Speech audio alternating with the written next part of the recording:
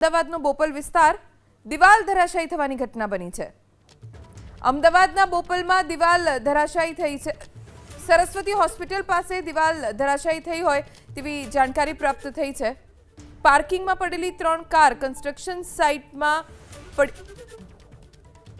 ત્રણ કાર બાજુમાં આવેલી કન્સ્ટ્રક્શન સાઇટમાં ખાબકી દિવાલ ધરાશાયી થવાની ઘટનાને લઈને સ્થાનિકો દોડી આવ્યા। પ્રશાસનને પણ જાણકારી આપવામાં આવી છે।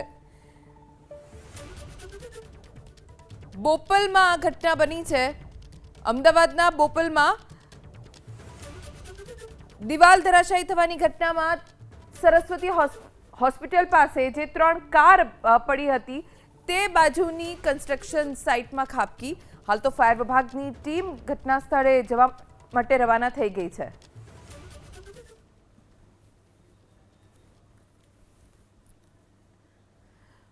વધુ જાણકારી અમારા સંવાદદાતા ચેતન પાસેથી પ્રાપ્ત કરીશું। ચેતન, શું ઘટના બની હતી અને ફાયર વિભાગ અત્યારે શું કામગીરી કરી રહ્યું છે? જી, હાલમાં જોઈ રહ્યા છો બોપલ સરસ્વતી હોસ્પિટલ છે તેની બાજુમાં એક નિર્માણાધીન બાંધકામ ચાલી રહ્યું હતું અને આ નિર્માણાધીન બાંધકામની જે સાઈડમાં આરસીસીની સેફટી વોલ છે તે સેફટી વોલ ધરાશાયી થઈ ગઈ છે। આ સેફટી વોલની બાજુમાં જે હોસ્પિટલ છે હોસ્પિટલનું પાર્કિંગ હતું અને આ પાર્કિંગ પણ ગરકાવ થઈ ગયું છે। આપ આ સીધા દ્રશ્યોમાં સરસ્વતી હોસ્પિટલ જોઈ રહ્યા છો। સરસ્વતી હોસ્પિટલનું આ પાર્કિંગ હતું। પાર્કિંગની બાજુમાં આ નિર્માણાધીન કન્સ્ટ્રક્શન સાઇટ ચાલી રહી છે અને આ કન્સ્ટ્રક્શન સાઇટ છે તેની આજુબાજુમાં જે સેફટી વોલ બનાવવામાં આવી હતી આરસીસીની, આ સેફટી વોલ અચાનક ધરાશાયી થઈ ગઈ હતી અને સમગ્ર જે કાટમાળ છે તે અંદર પડ્યો હતો।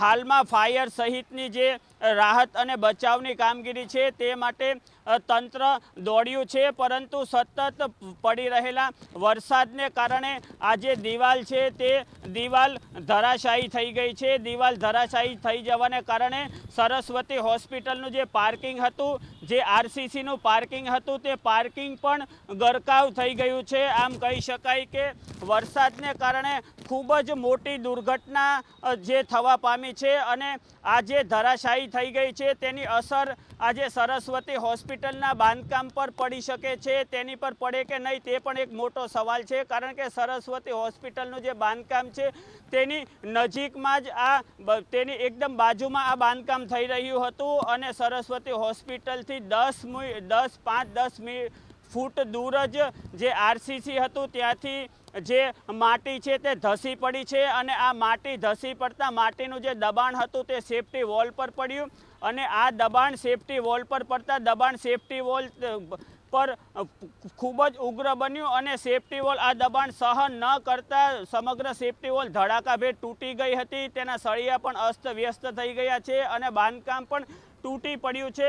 આમ કહી શકાય કે હવે સરસ્વતી હોસ્પિટલનું જે બાંધકામ તેની નજીકમાંથી જે માટી ઘસી પડતા સમગ્ર દુર્ઘટના સર્જાઈ છે અને હાલમાં રાહત અને બચાવની કામગીરી શરૂ છે। જી ચેતન, કેટલી ગાડીઓ કન્સ્ટ્રક્શન સાઇટમાં ખાબકી છે? તમે દ્રશ્ય બતાવી શકો અત્યારે? જી, હું દ્રશ્ય બતાવવાનો પ્રયત્ન કરીશ। નીચે ગાડીઓ 2 થી 3 ગાડીઓ ખાબકી હોવાની પ્રાથમિક માહિતી મળી છે, પરંતુ અમે જ્યાં ઊભા છીએ ત્યાં પણ નીચે જમીન પર તિરાડો પડી ગઈ છે અને આ તિરાડો પડી અને નીચેથી સમગ્ર જે માટી છે તે પણ ધોવાઈ ગઈ છે। માટી ધોવાઈ જવાના કારણે નીચે પોલાણ સર્જાયું છે। હવે આ માટી શું કારણસર સર્જાય છે, પરંતુ આપ આ સીધા દ્રશ્યોમાં જોઈ રહ્યા છો કે આપ જે પાર્કિંગ હતું અને પાર્કિંગમાં કાર પાર્ક કરવામાં આવી હતી, કાર પાર્ક કરી ત્યારે અચાનક જ આ જે માટી છે તે ઘસાઈ અને ધડાકાભેર નીચે પડી। માટી ઘસાઈ અને જે સેફટી વોલ હતી તે પણ તૂટી ગઈ, જેથી લઈને પાર્કિંગમાં જે 2 થી 3 ગાડીઓ હાલ પ્રાથમિક માહિતી મળી છે તે અનુસાર નીચે ગરકાવ થઈ ગઈ છે, પરંતુ હાલમાં કન્સ્ટ્રક્શન કામ સંપૂર્ણપણે રોકી દેવામાં આવ્યું છે અને જે માટી અને કાટમાળ છે તે હટાવવાની કામગીરી શરૂ કરવામાં આવી છે। જી, આભાર ચેતન, જાણકારી આપવા માટે।